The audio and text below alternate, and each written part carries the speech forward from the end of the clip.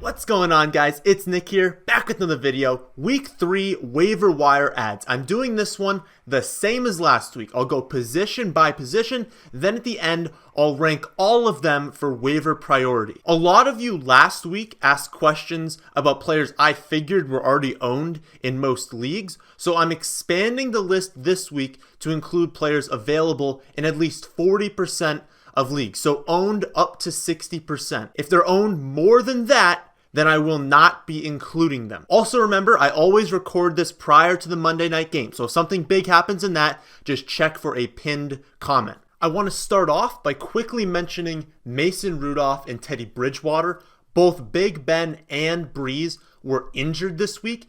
Big Ben will be undergoing elbow surgery and is going to miss the rest of the season. That's just crazy. Breeze is definitely going to miss time, but he should return at some point. So if you play in 2 quarterback leagues or a super flex league, then these guys will be solid ads because they're going to be quarterbacks, and a lot of times in those leagues, all the quarterbacks are gone from free agency. So whenever some come up, you got to take them, especially if you're someone that owned Breeze or Big Ben. In a single quarterback league, though, just keep these guys on free agency. All it is a downgrade to the other skill position players. You're not ever adding them. So with that out of the way, let's start off with running back with Justin Jackson. Now, this is not a player that you're starting in a 12 or a 14 team league, and he is someone I would add and not claim. Remember the distinction.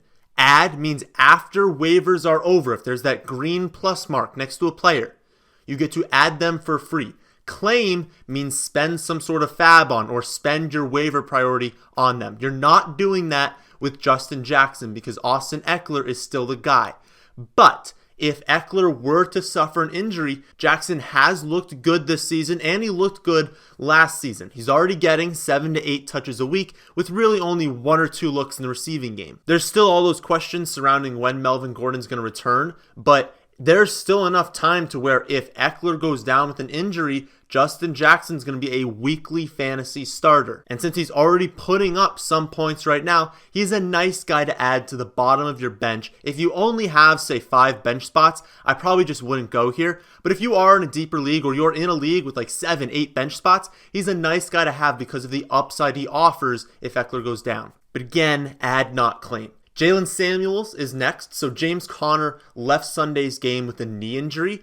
As of recording this, we do not have any sort of real information as to the severity of the injury. If it looks like he's going to miss time, then Samuels needs to be owned everywhere. Snell looked terrible all summer and was in on just 2 offensive snaps this last week. Samuels is for sure the guy if Connors leaves, and he's proven to be great in the receiving game, so he's going to be a fantasy starter for any amount of time that Connor misses. If it looks like Connor is not going to miss time, say a report comes out Monday afternoon, Monday night, that, oh no, it's just a little bit of a scare, Connor's going to be good to go this week, then you can bump him down from where I rank him in waiver priority. But if anything comes out saying Connor is going to miss time, then he needs to be at the top of your list for people to claim off of waivers. Kalen Ballage is next, and I'm sure this surprises basically all of you. I've been off of this team the entire offseason, and that's been especially true for the running backs. I said just avoid this backfield completely, given how bad they are, how bad their offensive line is. You can't start either of them because they're in a committee. Well, Drake has requested a trade, and while that might not happen, it kind of makes sense for the Dolphins to do. Remember, they're building for the future. And Drake's very unlikely to be in their future. So if they can get, a mid-round pick, maybe like a 4th round pick, something around there, then I think they're going to go for it. I mean, there are definitely teams that want Kenyon Drake. And if that happens, Kalen Ballage, he has to be owned. Even though this is a terrible team with a terrible offensive line, he'd be in on basically every single snap, so you got to have him. Again, there is a chance that Drake just isn't traded at all, and so he's just going to sit on your bench and do nothing. But not that many people have a path to being fantasy relevant on waivers. For being completely honest, the list isn't that big. So he's a guy you should be looking to get if you want that potential. Darwin Thompson is next, everybody's favorite sleeper from late August. His value took a huge hit when LaShawn McCoy was signed, but that value seems to be going right back up, and he might be in line for a lot of opportunity in the near future. We've got Darwin Williams suffering a knee injury. Don't yet know the severity, although I'm sure we're going to find out very soon. LaShawn McCoy also suffered an injury on Sunday. His was an ankle injury, and he's getting an MRI done today. I think we're going to get an update on both of these running backs from the time that I'm recording this to when it's released. Because that's the case, I'm going to pin a comment that has the updated waiver priority. If neither of these running backs are going to miss any time, well then we need to move Darwin Thompson down in priority. But let's say both of them miss this week, well now he needs to probably be the top waiver priority. So because his value is so dependent on the health status of these other two running backs, I'll give an update when we have more information. But no, if they're both out, you need to be getting Darwin Thompson on your team because any running back getting volume in this offense needs to be owned. Rounding out the running backs that are getting extra work due to injuries, we have Frank Gore, and this one's just gross, I don't want him on my team, but Singletary did suffer a hamstring injury on Sunday, and Gore was given 19 carries and 2 targets. His 2.9 yards per carry this season is not good, and he's only going to be fantasy relevant in the weeks where Singletary misses, and he's still barely going to be relevant. When Singletary is good to go, you have to think that they're going to slowly shift the offense towards giving him a featured role in the backfield. He's so clearly the best running back, but hamstring injuries are annoying, and they can be re-aggravated easily. So if Singletary misses time, then Frank Gore is going to be relevant for fantasy in the year 2019. How many people thought that was going to be true this season? Raheem Mostert is the last running back we'll talk about, and he actually made the list last week as an ad, so I'm sure either you already own him or somebody else already got him in your league, but he's available in a decent amount, so I guess that's not true for everyone. The 49ers are one of the best rushing offenses in the league, and that was on full display last week. Their running backs combined for well over 300 total yards. That's incredible, including over 6 yards per carry. Now, Mostert isn't going to have 150 and a score every week, but he needs to be owned because that sort of production is in his range of outcomes while Tevin Coleman is out. Plus, they get the Steelers next week at home, so the 49ers should be up late again this week, giving the running backs a little bit more upside. So that's it for running back. We'll move on to the wide receiver position now. And we'll start with John Brown. He's someone that is still somehow available in around 50% of leagues. He's the clear top target in the passing offense. He's a perfect fit with Josh Allen, who just loves to chuck the ball deep. It's exactly the skill set that John Brown has. He has 7 receptions in back-to-back games. He is a weekly starter with massive upside and a nice floor. So if he's somehow available in your league, spend a claim to get him. Next, we have Terry McLaurin, and he was a really big waiver ad last week, but is still available in over 60% of leagues. Kind of crazy. I thought he'd only be available in like 30 or 40%, but available in most leagues. Now, he's Washington's number 1. And not only are his targets secure, he's going to get looks every week, they're high-value targets. These are not Trey Quinn's targets that are really close to the line of scrimmage, don't have a ton of upside. No, McLaurin's getting shots downfield. He now has 16 targets on the year, and he's scored in both weeks. So if he's out there in your league, put a claim in to get him. Another wide receiver that was likely added last week, but is still available somehow in over 60% of leagues, is Mecole Hardman. And he filled in for Tyreek Hill last week. That's what comments throughout the week were suggesting, that they were just going to throw him into that role. He finished with 4 receptions for 61 yards and a touchdown on 6 targets. And he's going to be a flex viable play while Hill is out. You won't need to play him in the flex every week, but he will be flex viable. And since it looks like Hill's going to be out at least a month, you're adding a flex player for a month. If Hardman isn't available, well then just add Demarcus Robinson. He actually played 10 more snaps than Hardman did and was given the same number of targets. The only difference between the two is that he turned his 6 targets into 6 for 172 and 2 touchdowns, which is obviously a spiked week. Obviously, you can't be expecting him to do that again, but any receiver getting 6 targets a week in the Kansas City offense,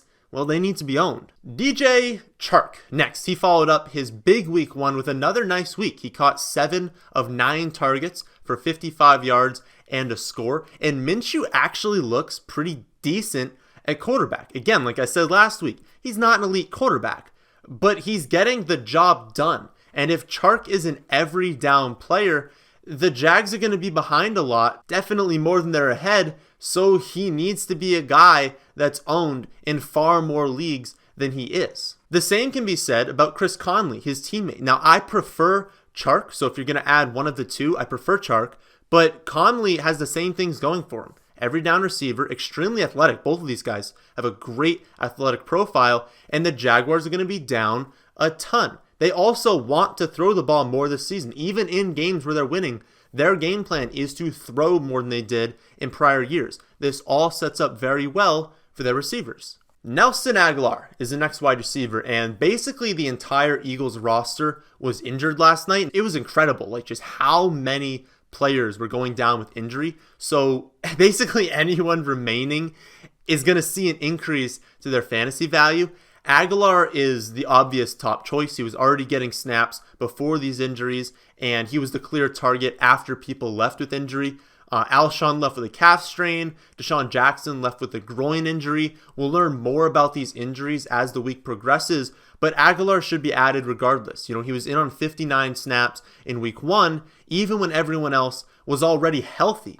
Then he was an every down player last night after these injuries. Now, he did leave briefly after being checked for a concussion, but he came right back into the game, so I'm not concerned about that moving forward. Aguilar needs to join the list of wide receivers you got to be putting a claim in for. Last receiver we'll talk about is Preston Williams, and I mentioned him a few times this summer, never as a player you should go out and draft, but always a guy to just keep an eye on because he's got so much talent, and I wanted to see if it was going to translate into regular season games, and it looks like it has. He was in on 31 snaps in week 1, 52 snaps last week. He's caught 7 of 11 targets through the first 2 weeks. He's got the talent to be a good wide receiver. There's no way you need to claim him, and you probably don't even need to add him outside of deep leagues, but I want to bring his name up because there's a chance he does become fantasy relevant at some point this season, and I want you guys to at least be familiar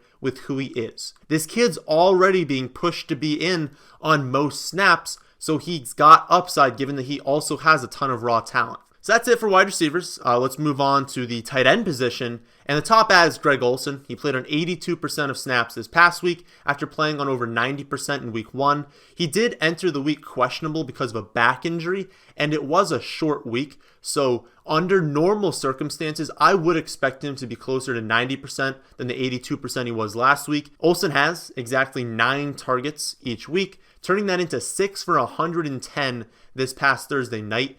Even with Newton looking terrible, he still turned it into 6 for 110. That's a really nice week for a tight end. And any tight end getting 9 targets a week, he's just got to be owned. I've said a million times that the Panthers have a consolidated target share, and that's why we like them. It was on full display Thursday night. Moore, 14 targets. Curtis Samuel, 13 targets. Olson, 9. CMC, 6. Wright, 6.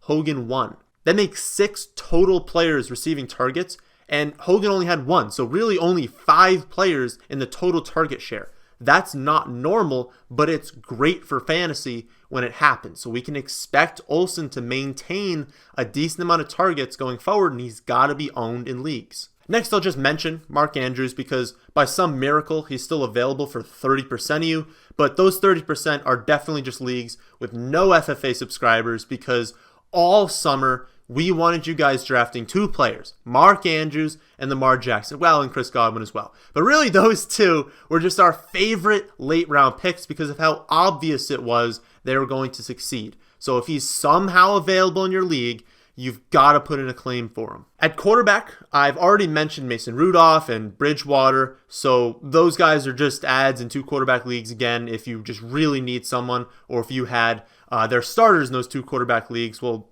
you want someone to fill in while they're out. I'm going to go over the top streaming options because, again, if you're in a 1 quarterback league, you should never be putting a claim in for a quarterback unless, someone drops Patrick Mahomes or something like that. Well, yeah, then you put in a claim for him. But you can always just stream the position. You can always just pick someone up. So never put a claim in. This week, the top streaming options are Josh Allen at home versus Cincy. Allen should also be owned in all leagues, by the way. We've got Winston at home versus the Giants. Jimmy Garoppolo at home versus Pittsburgh in their pass funnel. Then we have Jacoby Brissett at home versus Atlanta's pass funnel as well. Everyone else is basically owned everywhere or has a kind of difficult matchup. So if you're streaming, I'd try and keep it to those 4 guys if you can. All right, those are all the players. Now it's time to rank how I would claim them. Again, this is assuming that you've built a fairly even team. If you really need one position over another, well then you just need to weight those players over the other. So if you just need a running back, well then move the running backs up in this list. So for players I'd claim, this is how I'd rank them. Mark Andrews, John Brown, Raheem Mostert, Jalen Samuel, Greg Olson, Nelson Aguilar, Terry McLaurin, DJ Chark, Kalen Ballage, Darwin Thompson, Mecole Hardman. Those are the guys I would claim. Then for add, we've got Conley, Demarcus Robinson, Justin Jackson, Frank Gore, and Preston Williams. With really, to be completely honest, unless you're in a deeper league, you don't need to get any of those guys. But if you need something at the position, those are who I'd add. So that's it for week 3 waiver wire ads. We'll be doing trade targets next, followed by start sits later in the week. But that's the end of this one. I hope you all did enjoy. If you did, how about hitting that like button? If you're new here, how about subscribing to the channel? But thanks for watching.